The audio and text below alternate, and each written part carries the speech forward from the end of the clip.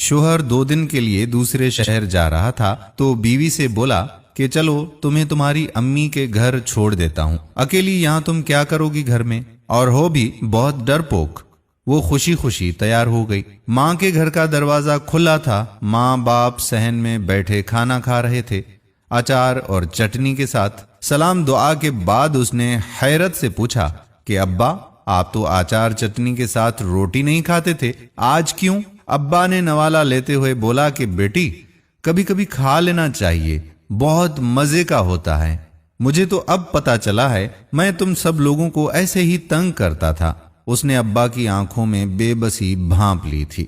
इतने में भाभी भी सहन में आते ही मिली और पूछ रही थी कि रहने आई हो? वो खुशी से बोलती, जी भाभी, असद 1-2 दिन के लिए शहर से बाहर गए हैं तो मुझे यहाँ छोड़ दिया। भाभी सुनकर मसनूई हंसी और बोली, बैठो, तुम्हारे लिए कोई चाय पानी लाती हूँ। वो भी अम्मा अब्बा के बर्तन समेट कर कहती कि भाभी की हेल्प करवा देती हूँ और भाभी से भी मिल लूं। वो बर्तन किचन में रखती और भाभी के कमरे की दस्तक देने ही लगी थी कि अंदर से भाई और भाभी की आवाज बाहर सुनाई दी। वो अपने शोहर से कहने लगी कि तुम्हारी बहनें ब्याह तो दी हैं, लेकिन अम्मा अब्बा की चौखट ना छोड़ी। जब जिसका दिल करता है मुंह उठा के बच्चों समेत चली आती हैं। और वो लड़की भाई की आवाज सुनती है। वो कहता है कि कर्मा वालिए, तेरा क्या खाती हैं, यहाँ नहीं आएंगी तो कहाँ जाएंगी? भाभी कहने लगी कि मुझसे बस नहीं होता तुम्हारे खानदान की खिदमत, माँ बाप को खाना दे देती हूँ,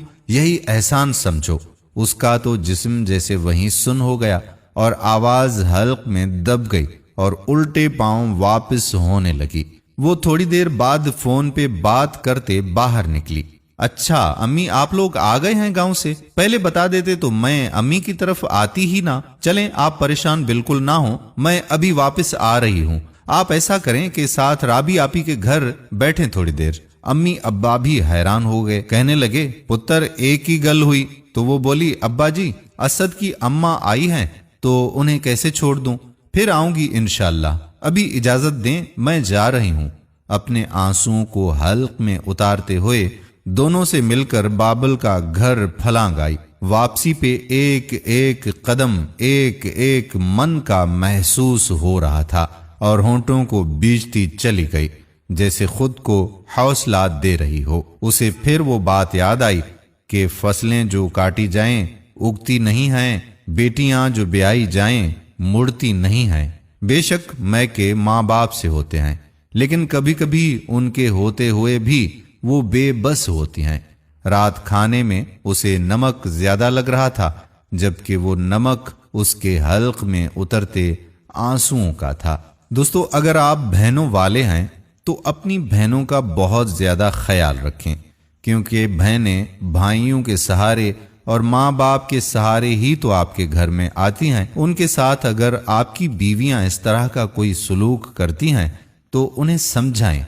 अल्लाह ताला हम सब की इज्जत महफूज फरमाए और एक दूसरे की कदर करने वाला बनाए।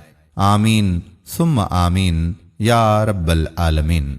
दोस्तों, वीडियो पसंद आई हो तो अपने दोस्तों अहबाब के साथ शेयर भी जरूर कीजिएगा। आने वाली वीडियो तक अपने मेजबान कादिर कल्होड़ो को इजाजत दीजिए। अल्लाह हाफिज।